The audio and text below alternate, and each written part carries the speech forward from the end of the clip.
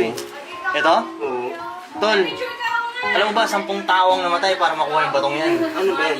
Next, 10 buhay ang sinacrifice. Anong buto yan? Hindi ko alam eh. Basta, something yan. Ano ba yan? Onyx sheet. Oo, tol. 10 taong namatay sa minahan dyan para lang mabigay sa akin yan. Kuha namin kayo ng ghetto cleaning ha.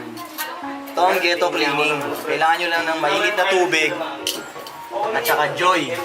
Yung joy na dilaw. Yan, bababad mo lang sa mainit na tubig. Yan ang ghetto cleaning.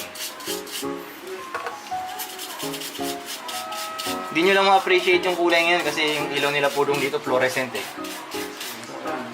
Pero pag ano yan, magandang ilaw, tintab na ito.